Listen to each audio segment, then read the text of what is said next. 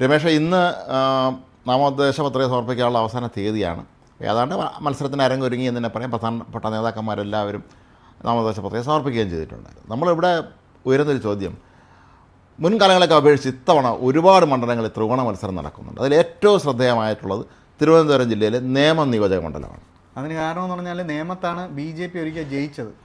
അതുകൊണ്ടാണ് നേമം ഏറ്റവും കൂടുതൽ വരുന്നത്. ചിലപ്പം നേമത്തേക്കാൾ വലിയ മത്സരങ്ങൾ, ത്രികോണ മത്സരങ്ങൾ നടക്കുന്ന മണ്ഡലങ്ങൾ ഇത്തവണ ഉണ്ട്. ഇപ്പം മഞ്ചേശ്വരം എടുക്കാം, പാലക്കാട് എടുക്കാം, അവിടെ വലിയ ഫൈറ്റുകൾ നടക്കുന്ന മണ്ഡലമുണ്ട്. പക്ഷേ നേമത്തിൻ്റെ പ്രസക്തി ത്രികോണ മത്സരത്തിൽ വരുന്നത് ഈ നേമം മണ്ഡലത്തിൽ അല്ലെങ്കിൽ നേമം നിയോജക മണ്ഡലത്തിൽ CPM ജയിച്ചിട്ടുണ്ട്, കോൺഗ്രസും ജയിച്ചിട്ടുണ്ട്, BJPയും ജയിച്ചിട്ടുണ്ട്. അതായത് 3 പാർട്ടികളും MLA-മാരെ സൃഷ്ടിച്ചിട്ടുള്ള കേരളത്തിലെ ഏക മണ്ഡലം എന്ന് പറയുന്നത് നേമം മണ്ഡലം. മാത്രമല്ല, പഴയ നേമം മണ്ഡലത്തിൽ K. കരുണാകരനും 82 മത്സരിച്ച് ജയിച്ചിട്ടുണ്ട്.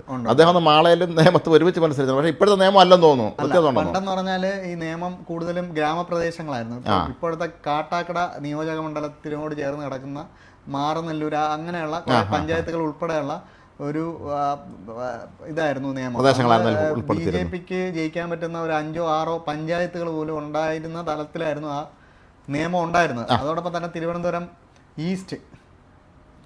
ഈസ്റ്റ് എന്ന് പറയുന്നത് BJPയുടെ ഒരു കുത്തക പോലെ വരുന്ന ഒരു വളർന്നു വരുന്ന ഒരു പലപ്പോഴും BJP സ്ഥാനത്തുള്ള വലിയ തോതിലുള്ള വോട്ട് നേടുന്ന സ്ഥലമായിരുന്നു ഈസ്റ്റ്. അപ്പോൾ ഈസ്റ്റും നിയമവും കൂടെ സംയോജിപ്പിച്ചുകൊണ്ട് ഒരു ഗ്രാമമേഖലയെ കൈവിട്ടുകൊണ്ട് ഒരു നഗര കേന്ദ്രീകൃത മണ്ഡലമായി നിയമം മാറിയപ്പോഴും ഈ ഈസ്റ്റിൽ നിന്നും നിയമത്ത് അങ്ങനെയാണ് ഇതിനൊരു BJPയുടെ ഒരു സ്വാധീനം നിയമത്ത് വീണ്ടും വരാൻ കാരണം. തിരുവനന്തപുരം ഈസ്റ്റ് എന്ന് പറയുന്ന എല്ലാ കാലത്തും BJPയുടെ ശക്തി കേന്ദ്രം തന്നെയായിരുന്നു. അപ്പോൾ ഇങ്ങോട്ട് ചേർത്തപ്പോഴത്തേക്കും അത് ഇരട്ടി ശക്തിയായി. ഈ കോലീബി സഖ്യത്തിന്റെ കാലത്ത് BJP ജയിക്കുമെന്ന് പലരും കരുതിയിരുന്ന ഒരു മണ്ഡലം 91 അന്ന് ഈസ്റ്റ് മണ്ഡലം. അതെ, അന്ന് ഈസ്റ്റ് മണ്ഡലം ആയിരുന്നു. അത്രയും ശക്തിയുള്ളൊരു ഈസ്റ്റ് മണ്ഡലം പുറത്തോട്ട്. ഈസ്റ്റിൽ 2 തവണ നമ്മുടെ K. ശങ്കരനാരായണപിള്ള വിജയിച്ചിട്ടുണ്ട്. ഇടതുമുന്നണി സ്ഥാനാർത്ഥി. 87 മന്ത്രിയായപ്പോൾ അത് ഈസ്റ്റിലെ MLA ആയിരുന്നു. പക്ഷെ 91 അദ്ദേഹം പരാജയപ്പെട്ടു.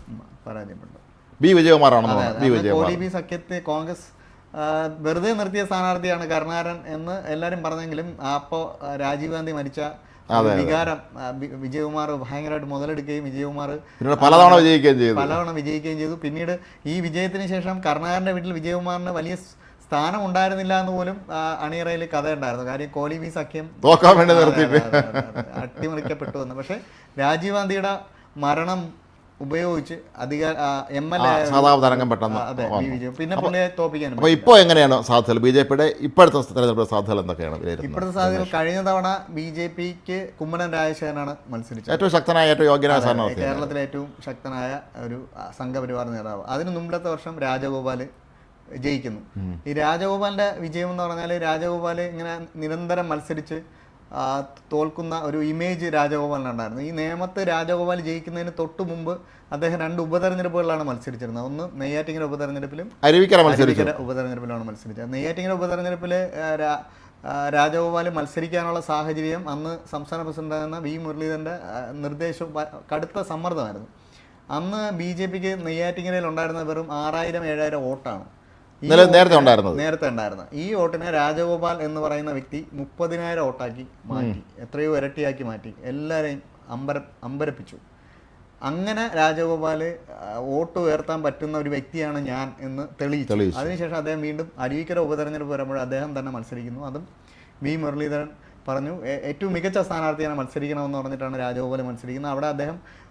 അവിടെ 6000 വോട്ടേ ഉണ്ടായിരുന്നുള്ളൂ. അതിന് മുമ്പിലത്തെ BJPക്ക് ആരും സാധ്യത കൽപ്പിക്കാത്ത അരുവിക്കരെ പോയി അദ്ദേഹം 35,000 വോട്ടായിട്ട് ഇതിനെ ഉയർത്തി. 28,000 വോട്ടോളം അദ്ദേഹം.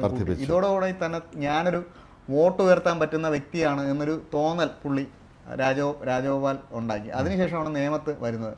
നേമത്ത് വന്നപ്പോൾ തന്നെ ഈ 2 പരാജയങ്ങളിലും പക്ഷേ ഈ വോട്ട് ഉയർത്ത വ്യക്തി എന്ന നിലയിൽ ഒരു RSSന് വളരെ സ്ട്രോങ് ആയിട്ടുള്ള ഒരു നേമം മണ്ഡലത്തിലേക്ക് വന്നപ്പോൾ അദ്ദേഹത്തിന് വളരെ അനായാസം ജയിച്ച് കയറാൻ പറ്റി എന്നുള്ളതാണ്. BJPക്ക് ആദ്യം കേരളത്തിൽ അങ്ങനെ ഒരു MLA ഉണ്ട്. ഇപ്പോൾ രാജീവ് ചന്ദ്രശേഖരന്റെ സാധ്യതകൾ എങ്ങനെ വിലയിരുത്തുന്നു? അതാണ് രാജഗോപാൽ ജയിക്കുമ്പോൾ അവിടെ ഈ UDF സ്ഥാനാർത്ഥിയായിട്ട് മത്സരിച്ചിരുന്ന സുരേന്ദ്രൻപിള്ളയാണ്. അതെ, സുരേന്ദ്രൻപിള്ളയ്ക്ക് വളരെ കുറച്ച് വോട്ടുകളെ ഉണ്ടായിരുന്നുള്ളൂ. മാത്രമല്ല എങ്ങാണ്ട് അവസാന നിമിഷം മറ്റാണ് സുരേന്ദ്രൻപിള്ള സ്ഥാനാർത്ഥിയാക്കിയത്. വോട്ടുകൾ വളരെ കുറവായിരുന്നു. അപ്പം വോട്ട് അഡ്ജസ്റ്റ്മെന്റ് എന്നൊന്നും പറയാൻ പറ്റത്തില്ല. അത് അന്നത്തെ ഒരു സാഹചര്യം, സ്ഥാനാർത്ഥിയെ നിർത്തിയ അനുസരിച്ച് വോട്ട് മാറി ഷിഫ്റ്റ് ചെയ്തതാണ്. അപ്പം ഈ രാജഗോപാൽ മത്സരിക്കുമ്പോൾ സുരേന്ദ്രൻപിള്ളയ്ക്ക് വളരെ കുറച്ച് വോട്ടുകളെ കിട്ടിയിരുന്നുള്ളൂ. അതായത് നമ്മളവിടെ മനസ്സിലാക്കേണ്ടത് അവിടുത്തെ ഹൈന്ദവ വോട്ടുകൾ മുഴുക്ക, ഹിന്ദുക്കളായ വോട്ടുകൾ മുഴുക്ക രാജഗോപാലിന് അത്തവണ സമാഹരിക്കാൻ പറ്റി. അങ്ങനെയാണ് ഈ ശിവൻകുട്ടിയെ അന്ന് അദ്ദേഹം പരാജയപ്പെടുത്തിയത്. പക്ഷേ കഴിഞ്ഞ തവണ കുമ്മനം രാജശേഖരൻ വന്നപ്പം സംഭവിച്ചതെന്ന് പറഞ്ഞാൽ അന്ന് കെ മുരളീധരനായ ഒരു ശക്തനായ കോൺഗ്രസ് സ്ഥാനാർത്ഥി വരുന്നു. അദ്ദേഹം 35,000 വോട്ട് സുരേന്ദ്രപിള്ളയ്ക്ക് കിട്ടിയതിനേക്കാൾ വലിയ രീതിയിൽ വോട്ട് കൂട്ടി. അപ്പോഴും നമ്മൾ മനസ്സിലാക്കേണ്ട കുമ്മനം രാജശേഖരൻ എന്ന് പറയുന്ന സ്ഥാനാർത്ഥിക്ക് അടിസ്ഥാനപരമായ വോട്ടൊന്നും കുറഞ്ഞിരുന്നില്ല. പക്ഷേ ഈ മുരളീധരൻ ഹിന്ദു വോട്ടുകളിൽ ഒരു വലിയ ശതമാനം പിടിക്കുകയും ശിവൻകുട്ടി എന്ന് പറയുന്ന CPM-ൻ്റെ സ്ഥാനാർത്ഥി, അന്നത്തെ പ്രത്യേക സാഹചര്യം, ഈ മുസ്ലിങ്ങളും CPM-ഉമായിട്ടുള്ള ഒരു പ്രത്യേക ബന്ധം വെച്ചിട്ട് അവിടുത്തെ മുഴുവൻ മുസ്ലിം, ഒരു 98% മുസ്ലിങ്ങൾ പോലും അത്തവണ ശിവൻകുട്ടിക്ക് വോട്ട് ചെയ്തു എന്നുള്ളതാണ്. അങ്ങനെ ഒരു സമുദായത്തിൻ്റെ മുഴുവൻ വോട്ടും കിട്ടിയപ്പോൾ അദ്ദേഹം ജയിച്ചു പോയി. മറിച്ച് ഇവിടെ കെ മുരളീധരൻ എന്ന് പറഞ്ഞ സ്ഥാനാർത്ഥി വന്നപ്പം ഇത് മറ്റേ വിഭാഗങ്ങൾ സ്പ്ലിറ്റായി പോവുകയും ചെയ്തു. കാര്യം മുരളീധരൻ ജയിക്കുമോ എന്നുള്ള തോന്നലുണ്ടായവരെല്ലാം മുരളീധരനാണ്. ഇപ്പോൾ വരുമ്പോൾ ഈ തെരഞ്ഞെടുപ്പിൽ എനിക്ക് ചോദിക്കാനുള്ള ചോദ്യം, പ്രധാന മത്സരം രവി ചന്ദ്രശേഖറും ശിവൻകുട്ടിയും തമ്മിലാണോ, അതോ അതിൽ ശബരിനാഥും ഉൾപ്പെടുന്നുണ്ടോ? ശരിക്കും ത്രികോണമായിട്ടുണ്ടോ ഇത്? അതായത് ശരിക്കും നമ്മൾ ത്രികോണം എന്ന് പറയുമെങ്കിലും ഈ മുരളീധരൻ ഉണ്ടാക്കിയ ഇമ്പാക്റ്റ് ഒരിക്കലും ശബരിനാഥിന് നിയമത്തുണ്ടാക്കാൻ പറ്റുമെന്ന് കരുതുക ഈ ഘട്ടത്തിൽ എളുപ്പമല്ല. അങ്ങനെ നമുക്ക് പറയാൻ പറ്റത്തില്ല. അതുകൊണ്ട് തന്നെ ഇത് രാജീവ് ചന്ദ്രശേഖറും ഈ ശിവൻകുട്ടിയും തമ്മിലുള്ളൊരു മത്സരം ആയി മാറാനാണ് സാധ്യത. ഇതിൽ ആരാണ് ജയിക്കൂ എന്ന് തീരുമാനിക്കുന്നത് ഈ ശബരിനാഥ് പിടിക്കുന്ന വോട്ടുകളാണ്. കഴിഞ്ഞ മുരളീധരൻ പിടിച്ചതുപോലെ. അപ്പം ഇപ്പോഴൊരു മാറിയ സാഹചര്യത്തിൽ മുസ്ലിങ്ങൾ കൂടുതൽ ആഭിമുഖ്യം കാണിക്കുന്ന UDF-നോടാണ്.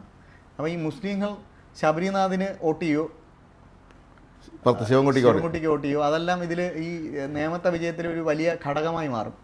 മുസ്ലിങ്ങളുടെ വോട്ട് ശബരിനാഥിന് കിട്ടുകയും മുരളീധരൻ നേടിയ വോട്ടുകൾ ശബരിനാഥൻ നേടുകയും ചെയ്താൽ തീർച്ചയായും മത്സരം തിരിച്ചു പോകാം. കഴിഞ്ഞ ലോക്സഭാ തെരഞ്ഞെടുപ്പിൽ പക്ഷേ BJPക്ക് വളരെ നന്നായിട്ട് അവിടെ നേടാൻ കഴിഞ്ഞു. രാജീവ് ചന്ദ്രശേഖർ ലോക്സഭാ തെരഞ്ഞെടുപ്പിൽ അവിടെ മത്സരിക്കുകയും അവിടുത്തെ ആളുകൾ രാജീവ് ചന്ദ്രശേഖറിന് ഭൂരിപക്ഷം കൊടുക്കുകയും ചെയ്താണ്. ഒന്നാം സ്ഥാനത്ത് വന്ന അദ്ദേഹമാണ്. ഇത്രയും പേര് വീണ്ടും വോട്ട് ചെയ്താൽ രാജീവ് ചന്ദ്രശേഖർ തന്നെ ഈസി വാക്കോറാണ്. അവിടെ ഒരു വലിയ ഭൂരിപക്ഷം. BJP സംബന്ധിച്ചിടത്തോളം അവരുടെ പ്രസ്റ്റീജ് മത്സരം, അവരുടെ സംസ്ഥാന പ്രസിഡന്റ് മത്സരിക്കുക. അതെ, പ്രസ്റ്റീജ് മത്സരമാണ്. നേരത്തെ ഒരുപാട് വർക്കുകൾ തുടങ്ങിയിരുന്നു. വളരെ മുമ്പ് തന്നെ ഞാനാണ് മത്സരിക്കാൻ പോകുന്നതെന്ന് അദ്ദേഹം പ്രഖ്യാപിച്ചു. പക്ഷേ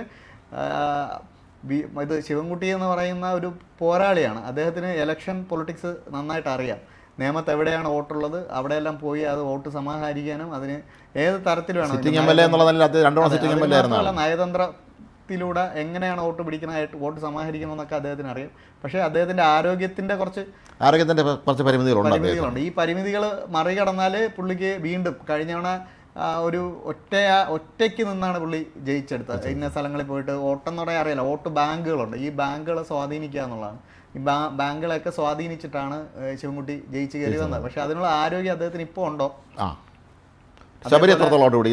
എത്രത്തോളം UDF-ഉം ഈ മുസ്ലിം ലീഗും ഈ UDF-ഉം കൂടുതൽ അടുത്തതിൻ്റെ അല്ലെങ്കിൽ ഈ മുസ്ലിം ലീഗിനെ ജയിപ്പിക്കണമെന്നൊരു ചിന്ത മുസ്ലിങ്ങൾക്കിടയിൽ ഉണ്ട് എന്നാണ് പൊതുവെ പറയുന്നത്. ആ ഒരു ചിന്ത ഈ കോൺഗ്രസിന് കേരളത്തിലുടനീളം വോട്ടായി മാറുമെന്നാണ് അവരുടെ പ്രതീക്ഷ. അപ്പം ഈ നേമത്തെ ഒരു പ്രത്യേകത എന്ന് പറഞ്ഞാൽ നേമത്തെ ഒരുപാട് മുസ്ലിങ്ങളൊന്നും ഇല്ല. അതുകൊണ്ടാണ്. പക്ഷേ ഉള്ളവർ ആർക്ക് വോട്ട് ചെയ്യുന്നുള്ളത്, ഉള്ളവർ മുഴുവനായി ഒരാൾക്ക് വോട്ട് ചെയ്യും. കാര്യം അവിടെ ഒരു BJP ഫാക്ടർ ഉള്ളതുകൊണ്ട് അവർ ആ സമുദായം അങ്ങനെയാണ് കഴിഞ്ഞ തവണ വോട്ട് ചെയ്തത്. ഈ ആദ്യ ഘട്ടങ്ങളിലൊക്കെ തന്നെ പറഞ്ഞു കേട്ടിരുന്നത് കോൺഗ്രസ് നേതാക്കൾക്ക് ആർക്കും തന്നെ ഇവിടെ മത്സരിക്കാൻ താല്പര്യമില്ലായിരുന്നു എന്നാണ് നിയമമണ്ഡലത്തിൽ. അതെ.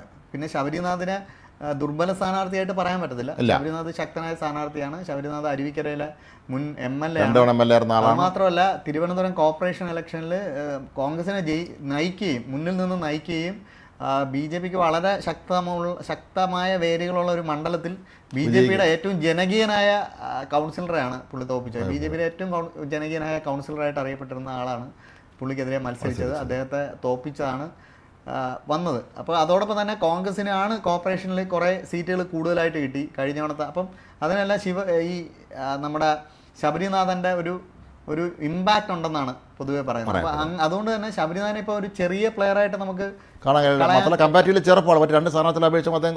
ചെറുപ്പക്കാരനാണ്. ഓടി നടക്കാൻ പറ്റും, പുള്ളിക്ക് വർക്ക് ചെയ്യാൻ പറ്റും. പക്ഷേ ഒരു സംഘടനാ സംവിധാനം നോക്കിയാൽ അവിടെ RSSൻ്റെയും CPM-ൻ്റെയും സംഘടനാ സംവിധാനമാണ് ശക്തം. കോൺഗ്രസിന് കുറേ കാലങ്ങൾ കൊണ്ട് ഇങ്ങനെ മൂന്നാമത് പോകുന്നതുകൊണ്ട് അവിടുത്തെ സംഘടനാ സംവിധാനം വളരെ ദുർബലമാണ്. അതിൻ്റെ തെളിവാണ് ശശി തരൂർ മത്സരിക്കാൻ പോകുമ്പോൾ അവിടെ നേട്ടം ഉണ്ടാക്കാൻ കഴിയുന്നില്ല. ഒന്നല്ല ഒന്നിലധികം തെരഞ്ഞെടുപ്പുകളിൽ അദ്ദേഹത്തിന് സാധിച്ചിട്ടില്ല. കാര്യം അതൊരു ഒരു സംഘടനാ ദൗർബല്യം അവിടെ ഉണ്ട് എന്നുള്ളതാണ്. പക്ഷേ ശിവൻകുട്ടി വരുമ്പം CPM-ന് അവിടെ ലോക്സഭയിലെ 3-ാം സ്ഥാനമൊക്കെ മറികടക്കാൻ പറ്റും. കാര്യം ഈ സംഘടന എങ്ങനെ ജലിപ്പിക്കണമെന്ന് അദ്ദേഹത്തിന് അറിയാം. മറിച്ച് രാജീവ് ചന്ദ്രശേഖറാണ് BJP-യുടെ സംസ്ഥാന പ്രസിഡന്റ്. RSSന്റെ സംഘടനാ സംവിധാനം മുഴുവനായിട്ട് അദ്ദേഹത്തിനോടൊപ്പം നിന്നാൽ, ഉണ്ടോ എന്ന് ഉള്ളതല്ല, നിന്നാൽ ഉറപ്പായിട്ട് അവർക്ക് ജയിക്കാൻ സൃഷ്ടിക്കാൻ, വീണ്ടും പഴയ സീറ്റ് തിരിച്ചു പിടിക്കാൻ കഴിയും. കഴിഞ്ഞ തവണ കുമ്മനം രാജശേഖരൻ്റെ തോൽവിക്കൊരു ചെറിയൊരു കാര്യം കൂടെ ഉണ്ടായിരുന്നു. അത് ഓവർ കോൺഫിഡൻസ് ആണ്. എന്ത് വന്നാലും നമ്മൾ നിയമത്തിൽ ജയിക്കും എന്നൊരു കോൺഫിഡൻസുമായിട്ടാണ് ഈ പരിവാർ സംഘടനകൾ നിയമത്തെ സമീപിച്ചിരുന്നത്. നമുക്ക് സംസാരിക്കാൻ അറിയാം. പക്ഷേ ഇത്തവണ ഒരു തോൽവി ഉണ്ടായതുകൊണ്ട് തന്നെ അവർ കുറച്ചും കൂടെ കരുതലെടുക്കും, കുറച്ചും കൂടെ ഗൗരവത്തോടെ കാണും. ഈസി ആയിട്ട് ഒന്നിനെയും കാണത്തില്ല. അപ്പം രാജീവ് ചന്ദ്രശേഖരൻ അത് കുറച്ചും കൂടെ ഗുണം ചെയ്യും. ഏതായാലും കേരളത്തിൽ ഇത്തവണ ത്രികോണ മത്സരം നടക്കുന്ന മണ്ഡലങ്ങളിൽ ഏറ്റവും ശ്രദ്ധേയമായി മാറുന്നത് നിയമം തന്നെയാണ്. ഏതായാലും നിയമത്തിലെ കൂടുതൽ വിശേഷങ്ങൾ നമുക്ക് പിന്നീട് നടക്കുന്ന ഭാവിയിൽ ചർച്ചകളിൽ നമുക്കത് ഉൾപ്പെടുത്താം.